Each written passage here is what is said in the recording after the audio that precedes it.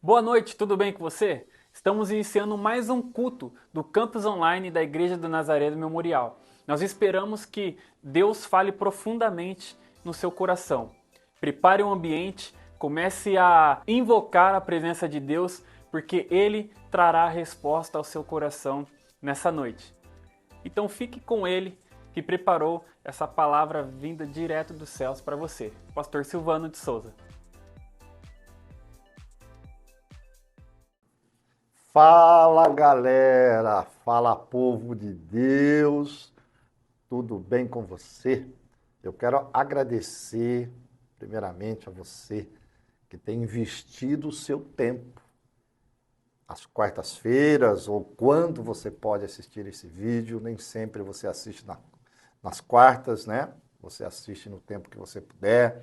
Agradecer por você estar aí participando desse projeto tão gostoso que é o campus online da Igreja do Nazareno Memorial.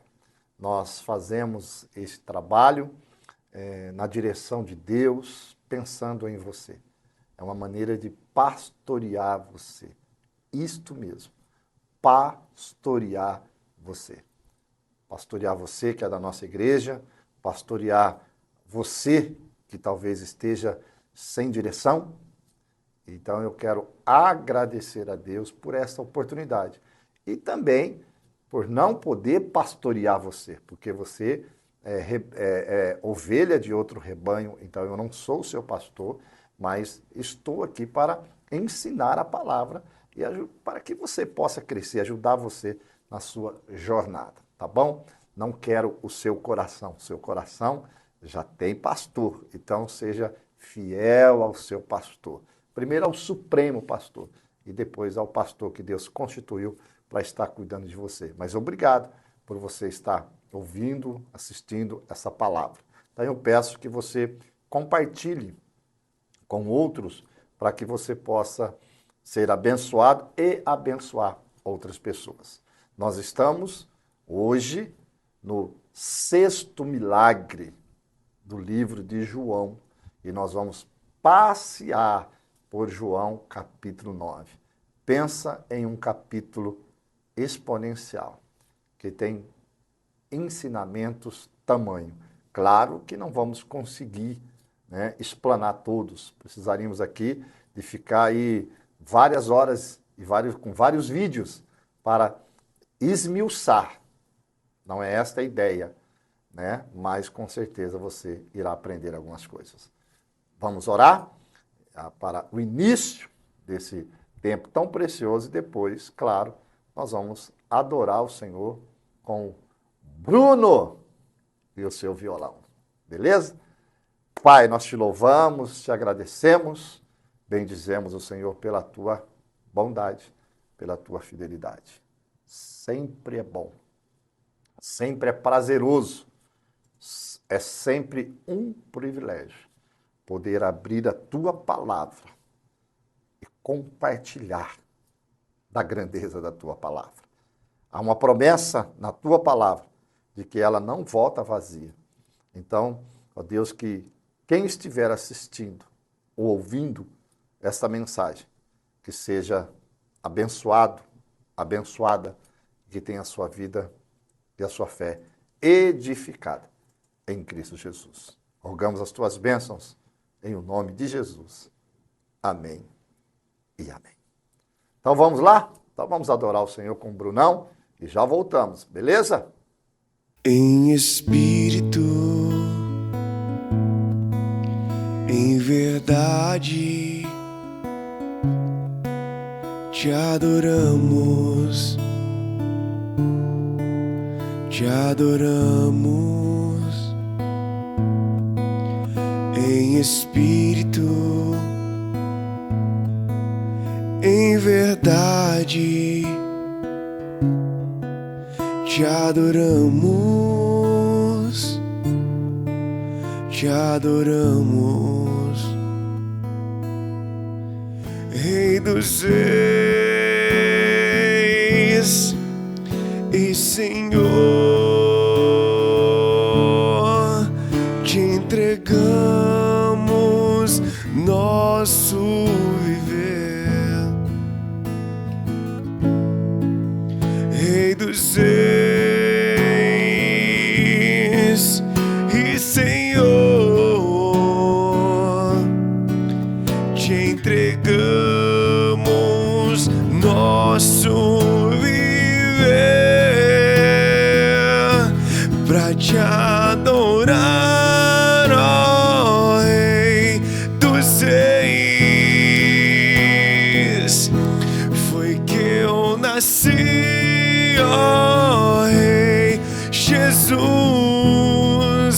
Meu prazer é te louvar, meu prazer é estar nos átrios do Senhor.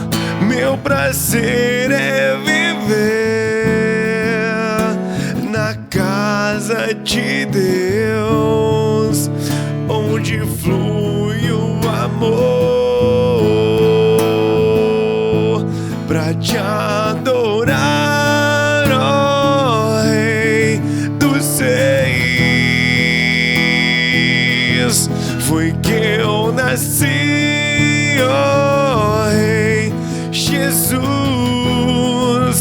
Meu prazer é te louvar, meu prazer é estar nos átrios do Senhor. Meu prazer é viver na casa de Deus, onde flui o amor.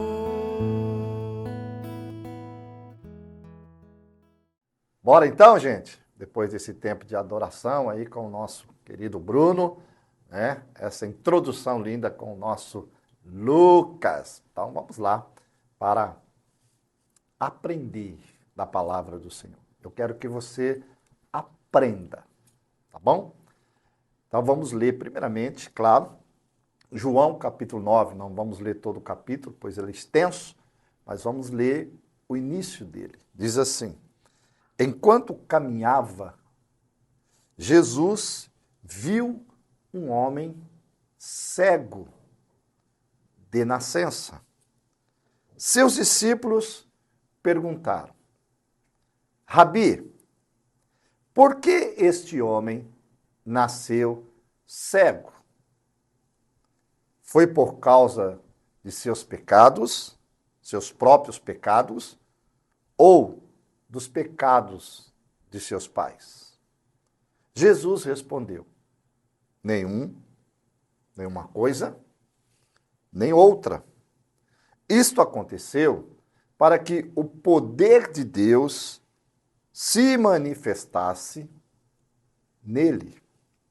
Devemos cumprir logo as tarefas que nos foram dadas por aquele que me enviou. A noite se aproxima, quando ninguém pode trabalhar. Mas enquanto estou no mundo, eu sou a luz do mundo. Depois de dizer isso, Jesus cuspiu no chão, misturou a terra com saliva e aplicou-a nos olhos do cego. Em seguida disse: vá lavar-se no tanque de Siloé, que significa o enviado. O homem foi, lavou-se e voltou enxergando.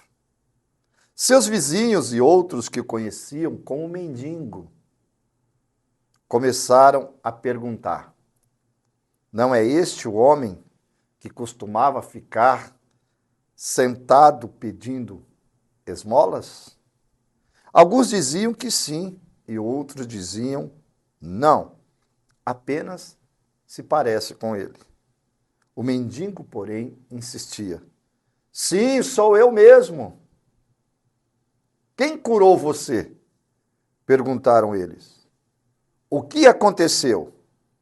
Ele respondeu: o homem chamado Jesus misturou terra com saliva, colocou-a em meus olhos e disse: vai lavar no tanque de Siloé, eu fui e me lavei. E agora posso ver.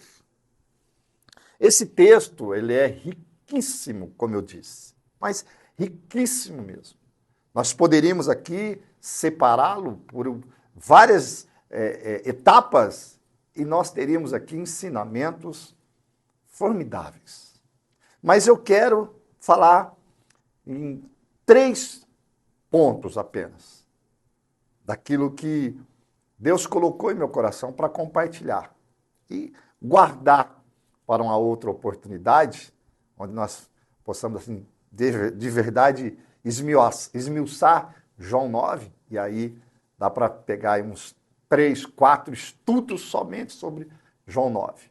Mas hoje eu vou pegar esses 3 pontos. O primeiro que eu quero destacar com vocês é o que está no versículo 3, quando Jesus responde a uma pergunta sobre este homem. Eles olham, vê aquele homem cego e eles fazem, né, 2 perguntas dentro de uma pergunta.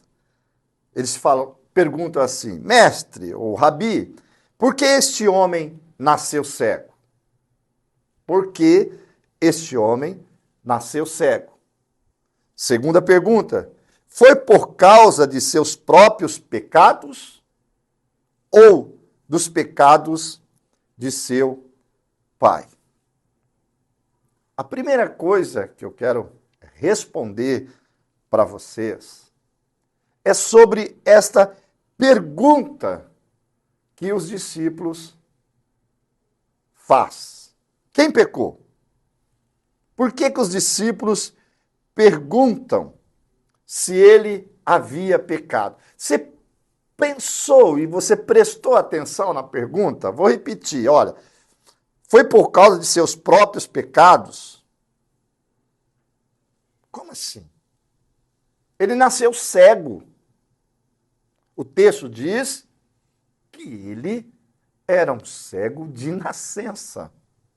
Ele nasceu cego. Como assim? Foi por causa de seus próprios pecados. Se ele nasceu cego, onde ele pecou? Quando ele pecou?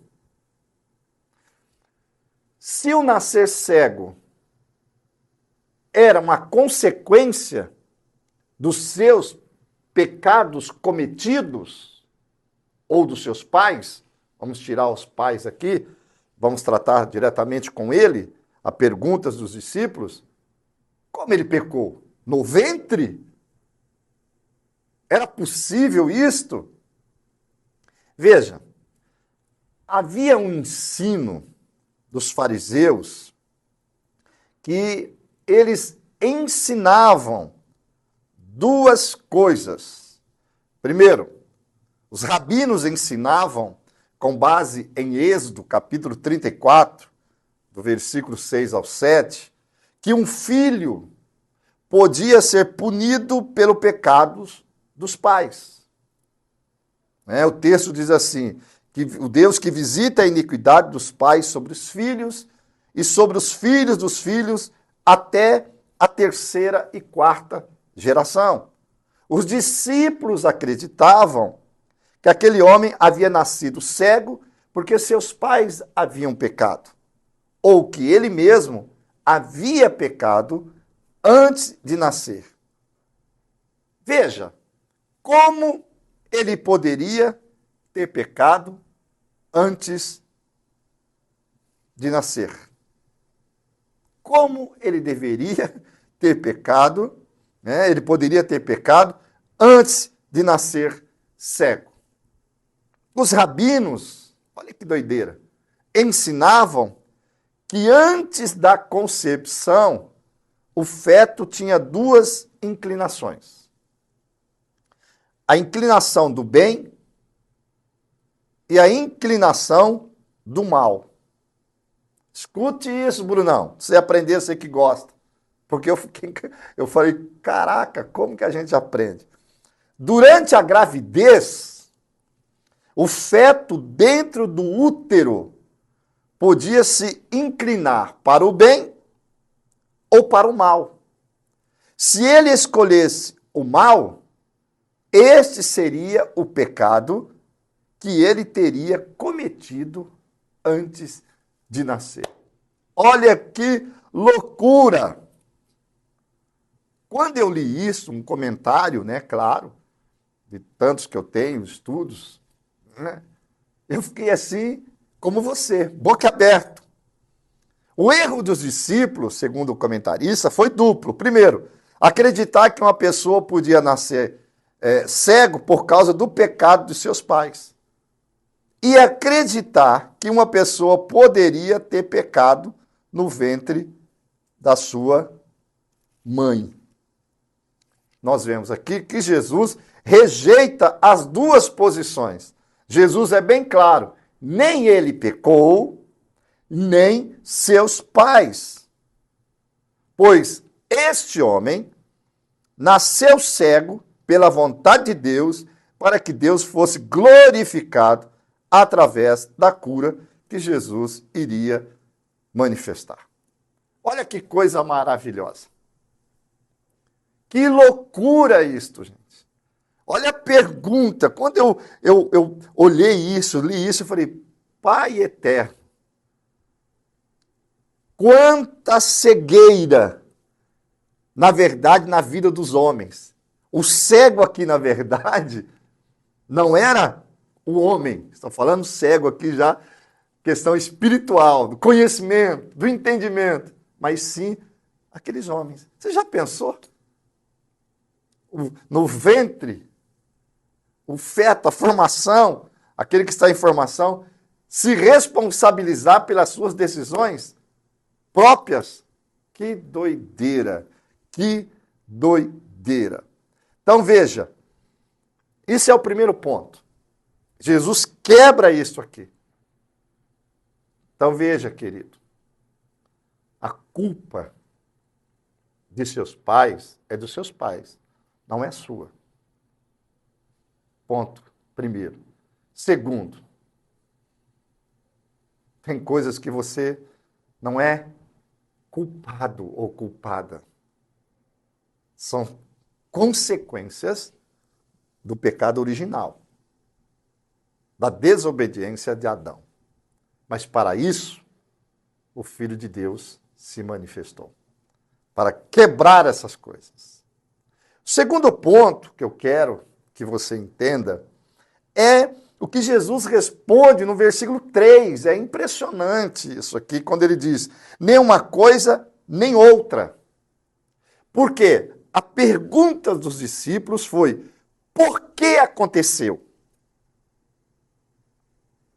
Pergunta de um homem, por que aconteceu?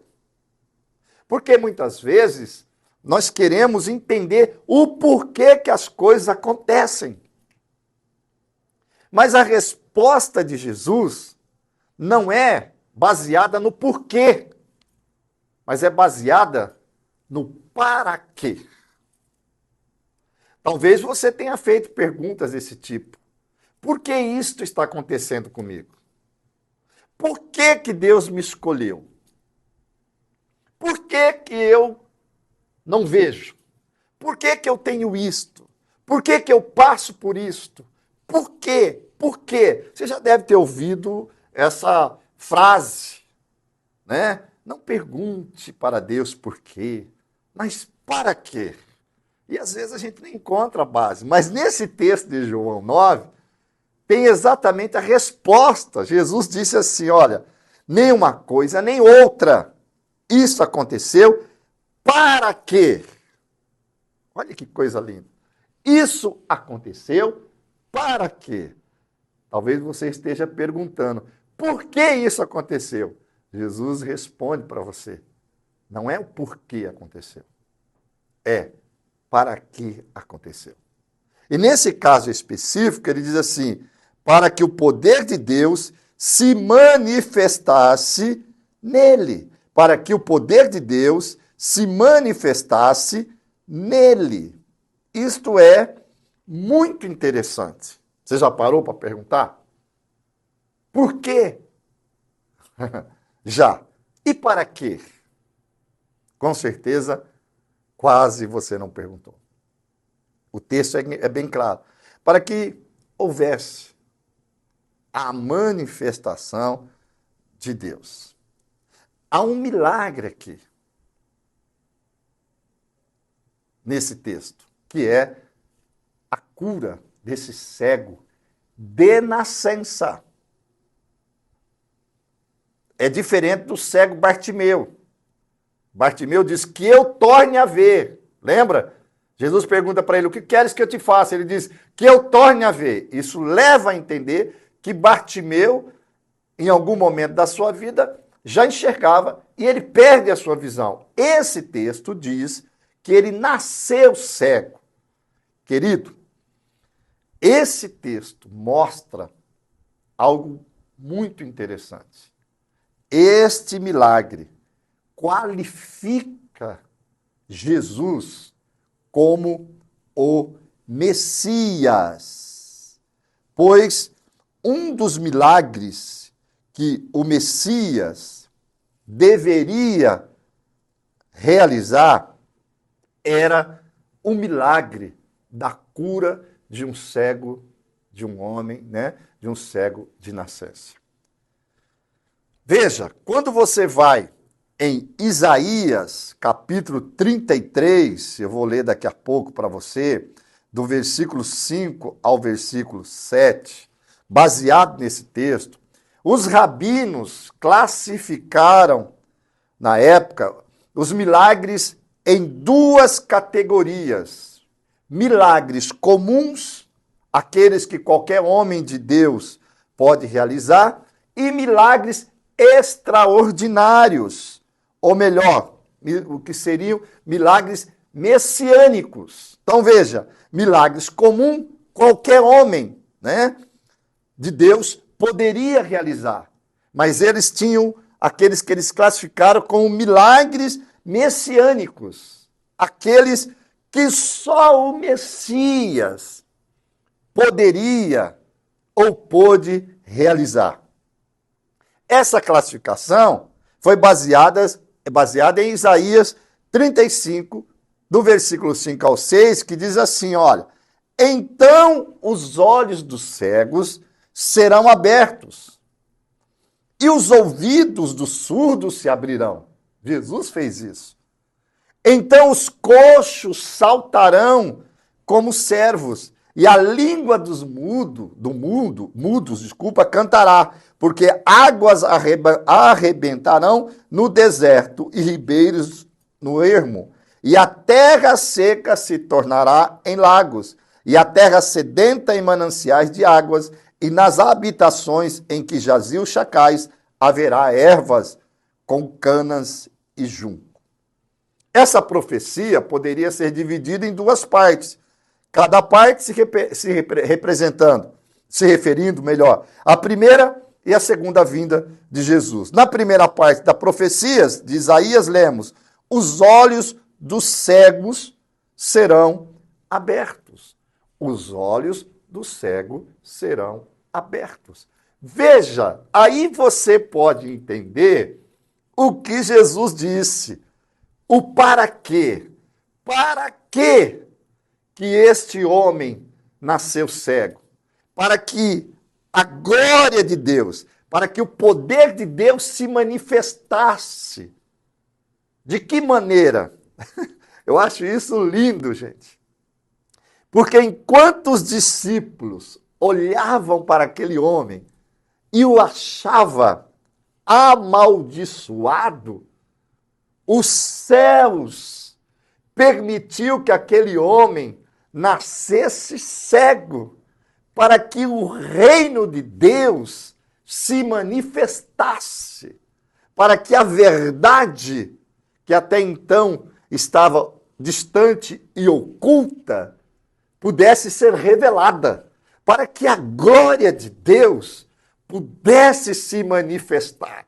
Pastor, o que o senhor está querendo dizer? eu estou querendo lhe dizer que tudo que acontece tem um propósito debaixo dos céus e em cima dessa terra. Nada é por acaso. Tudo tem um para quê. Você entende isso? O que você ou eu, ou quem quer que seja, estejamos passando, pode ser para que a glória de Deus se manifeste, se revele, para que Cristo seja revelado como o Cristo que cura, o Cristo que consola, o Cristo que enxuga as lágrimas, o Cristo que está sempre conosco. Isso é maravilhoso, gente. Ele tem o controle, ele sabe do que você está passando. Então veja que coisa interessante. Este homem foi escolhido por Cristo para que o agir de Deus na vida dele revelasse Cristo como o Messias que viria. Você veja como Deus precisa das coisas. Por isso que Paulo diz que nós somos cooperadores de Deus. Aquilo que eu passo, aquilo que você passa, que Satanás diz que você não é amado ou amada por Deus, ou amado ou amada de Deus, porque você está passando por situações que parece que não tem respostas. O Senhor te cura neste momento para dizer para você: tem um para quê em tudo isso. A minha graça será revelada. O meu amor será revelado.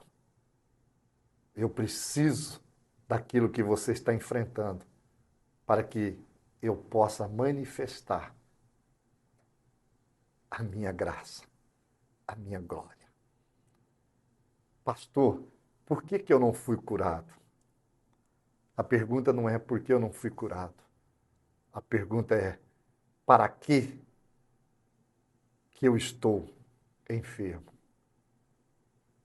Talvez para que o Senhor possa revelar para outras pessoas que o ter fé nele não é baseado no que ele faz, mas no que ele é. Para quê? Para mostrar para outras pessoas que mesmo que as coisas não se encaixem dentro da sua vida, a graça dele se manifesta sobre você.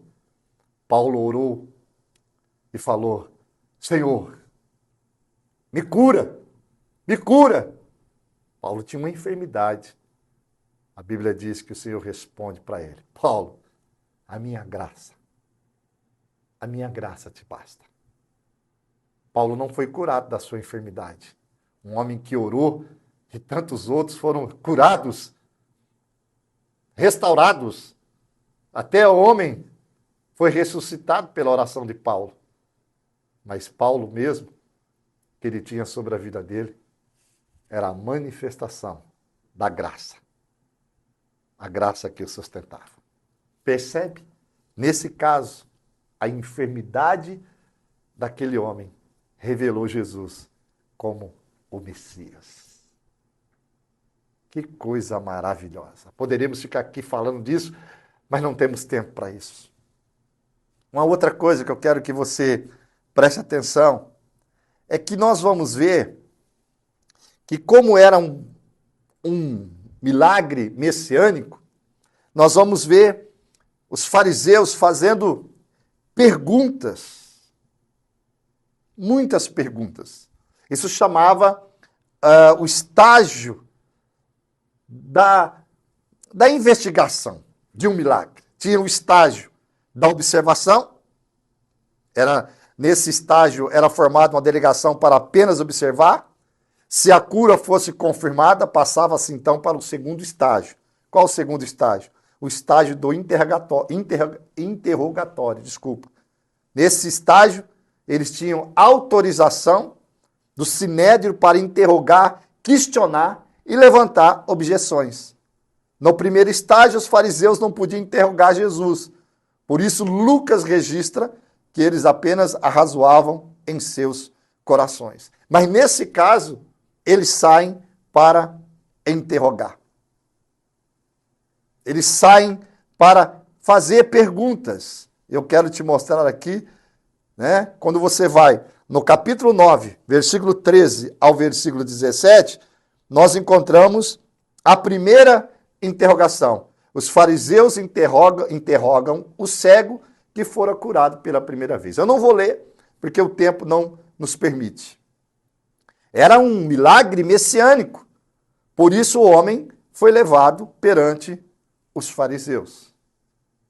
Segunda interrogação é feita do versículo 18 ao versículo 22. Essa interrogação é feita para os pais. Então, né, eles passam a perguntar para os pais, pois a cura poderia ser falsa e aquele homem talvez não tivesse nascido cego. Então, eles decidem interrogar os pais. Mas os pais confirmam, então, que aquele homem era seu filho e que ele havia nascido cego. Veja, e a terceira interrogação é feita para o cego. Os fariseus queriam que o cego concordasse com eles, dizendo que Jesus era pecador. O texto diz: chamaram, pois, pela segunda vez o homem que tinha sido cego e disseram-lhe: dá glória a Deus, nós sabemos que esse homem é pecador. A resposta do homem que tinha sido curado não agradou os judeus. Se é pecador, não sei. Uma coisa sei, é que havendo eu sido cego, agora vejo. Essa resposta não foi apenas uma declaração do que tinha acontecido, mas um desafio para os fariseus, pois ele estava afirmando que ele não era alguém que ficou cego e que tinha sido curado, mas um cego de nascença que havia sido curado por Jesus Cristo.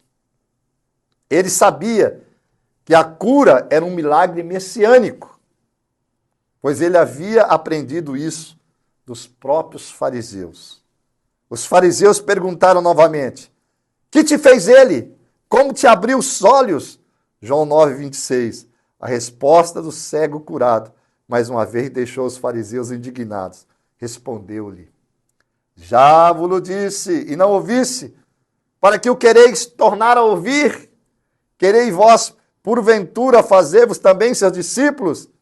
Então os fariseus ficaram doidos e disseram: discípulo dele sejas tu. Nós, porém, somos discípulos de Moisés. Nós bem sabemos que Deus falou a Moisés, mas esse não sabemos de onde é. O homem cego zomba deles e declara: nisso, pois, está a maravilha, que vós não sabeis de onde ele é, e contudo me abrisse os olhos. O cara que era, eu fico assim maravilhado, Brunão, o cara era convicto. Ele que estava evangelizando os religiosos. Os caras querendo roubar a bênção dele, e ele tem convicção, né? Em seguida, o homem dá uma aula de conhecimento teológico aos fariseus. Esse comentário é maravilhoso, tá, gente? Aqui eu aprendi também no comentário, por isso que eu estou lendo para vocês aqui. Versículo 9, capítulo 9, 31, o texto diz assim: ora, nós sabemos que Deus não ouve a pecadores, mas se alguém é temente a Deus e faz a sua vontade, a esse ouve. Por isso declara implicitamente aos fariseus que o milagre realizado por Jesus era um milagre messiânico, porque ninguém o tinha feito antes. Olha a lição que esse homem dá. Veja, quando você vai em João 9, 32, o homem diz assim: desde o princípio do mundo, ninguém foi capaz de abrir os olhos de um cego de nascença. Se esse homem não fosse de Deus, não teria conseguido fazer. O homem derruba os caras. Por isso que é bom, né? Você saber Pare de ficar perguntando por quê. E passe a viver o para quê. Para quê, Deus? Para quê, Deus? Para quê? Esse homem quebrou as estruturas dos fariseus, dos religiosos. Este homem viveu um milagre messiânico na sua vida. Que coisa maravilhosa! Eu vou concluir, não vou nem entrar em outros detalhes, mas veja, este homem é exponencial, convicto. Que coisa maravilhosa! Louvado seja Deus. Sabe o que acontece com esse homem? O texto diz assim, que no versículo 34, os fariseus respondem assim: você nasceu inteiramente pecador, disseram eles, e quer ensinar a nós? Então o expulsaram da sinagoga. Então o expulsaram da sinagoga. Eles não resistiram à verdade. Duas verdades que eu posso falar aqui, que foram reveladas aqui. Primeiro, a verdade do milagre. Eles não conseguiam, Bruno, eles não tinham como negar. O cara foi curado, ele era cego de nascença e foi curado. Não se consegue vencer a verdade com a mentira. Tentaram de todas as maneiras negar, mas não se nega a verdade com a mentira. Não permita, por favor, em nome de Jesus, que roubem a verdade de Deus na sua vida. A verdade de Deus na sua vida. Você foi restaurado, teu casamento é uma bênção, você está vivendo e viverá os melhores tempos de Deus. Não permita que ninguém roube a verdade manifestada em sua vida através de Deus. Segunda coisa, aqui a segunda verdade que foi revelada é que Jesus era o Messias. Eles não quiseram aceitar. Expulsaram. Talvez você vai ser expulso da sua religião. Talvez você vai ser expulso da sua casa. Talvez você vai ser expulso da sociedade. Sabe por quê? Porque não querem que você proclame o que foi revelado através da sua vida. Ai, Jesus, estão querendo de todas as maneiras que a gente aceite que não há cura para o homossexualismo, que não há cura para o drogado, que não há cura para o homem que foi cometido, destruído pelo pecado. Querem que nós negamos isto? Não tem como negar, porque Deus se manifestou. Deus transforma o adúltero, Deus transforma a adúltera, Deus transforma o viciado e Deus transforma, sim, o homem sexual que gostaria, que queria, que deseja ter a sua vida transformada para viver a verdade de Cristo. Não permitam que roubem a verdade de Deus na sua vida. Expulsaram ele. Tudo bem. E eu quero concluir com a vida deste homem. Quando você começa a ler o texto, ele é conhecido como mendigo. Mendigo. Melhor, como cego. Primeiro ele é um cego. Os discípulos o vê como cego. E depois os seus vizinhos não o conhecem e falam assim, não é este o mendigo que ficava pedindo? Até que ele declara, ele é um baita do evangelista, ele declara, sou eu mesmo, eu era mendigo, o cara era fera. Ah, que o Espírito do Senhor nos dê essa ousadia, essa coragem. Ele levanta as mãos e fala, sou eu mesmo, eu era aquele cara lá, sim, o mendigo.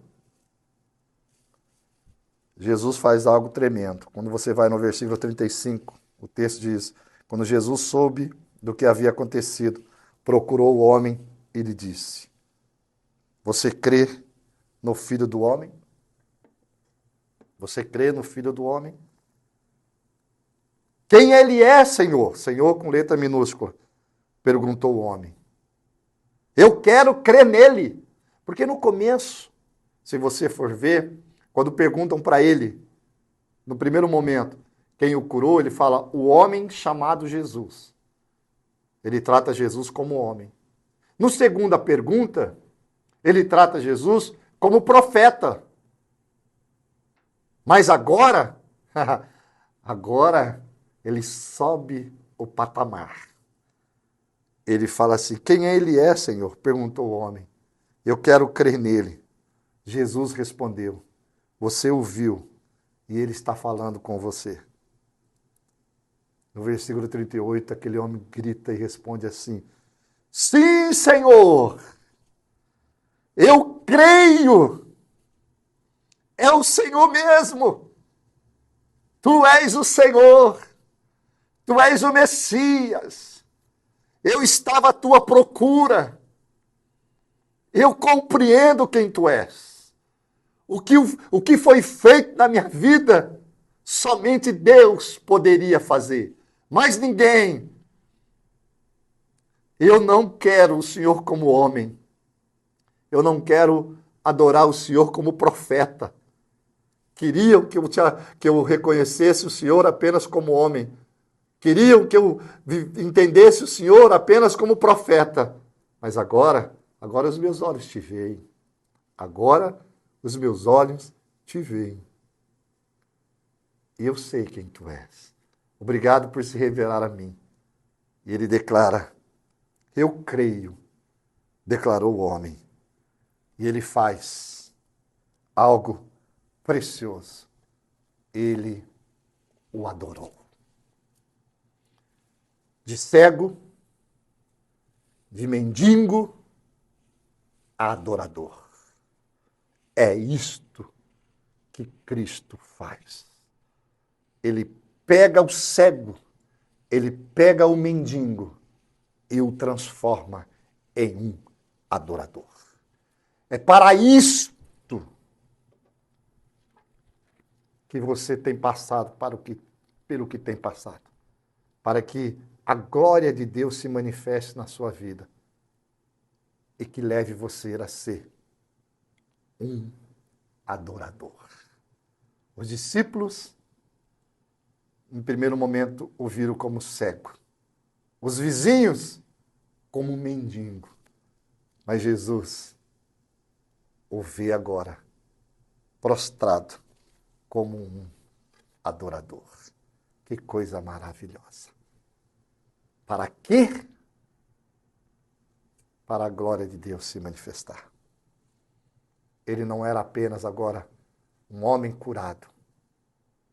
Ele passou a ser não apenas o homem curado. Ele passou ao patamar de um adorador. Não deixe que as pessoas roubem o que Deus fez na sua vida.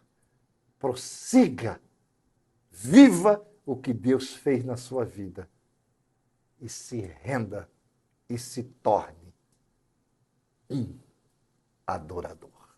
Pois é a este que o Pai procura, verdadeiros adoradores, que o adorem em espírito e em verdade.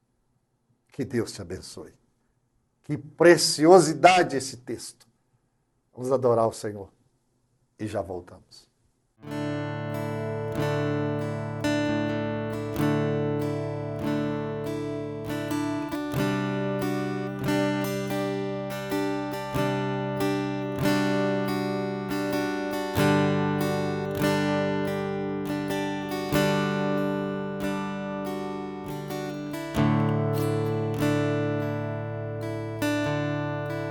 Sei que estás aqui, eu posso sentir o teu calor. Vem me envolver, me constranger com teu amor. Sei que estás aqui, eu posso sentir o teu calor. Vem me envolver, me constranger com teu amor. Filho de Davi, tem compaixão de mim.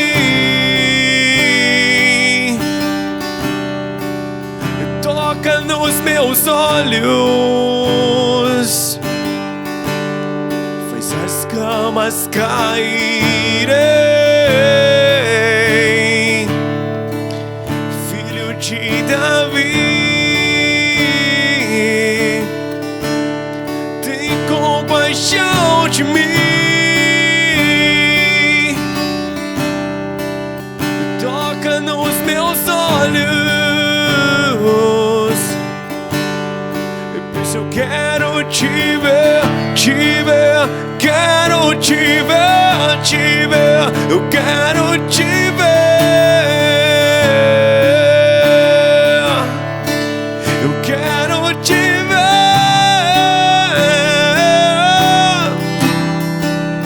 Toca nos meus olhos, pois eu quero te ver.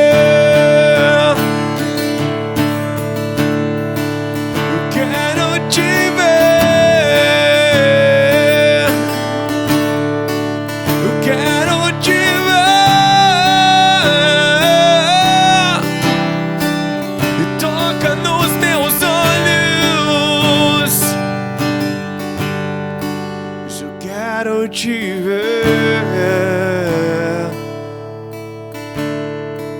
filho de Davi, tem compaixão de mim. Toca nos meus olhos, pois eu quero te ver.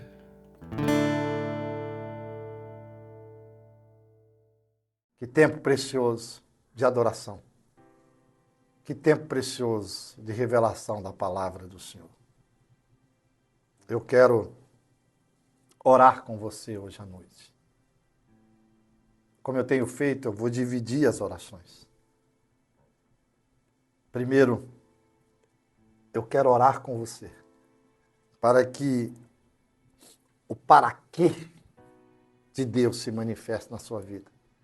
Que você não fique preso ou presa no porquê, mas que você se renda ao para quê.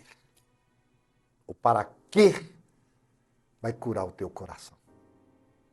Pai, bendito seja o teu nome. Quantas vezes perguntamos, por quê? Por que isso aconteceu? Quem pecou? Por quê?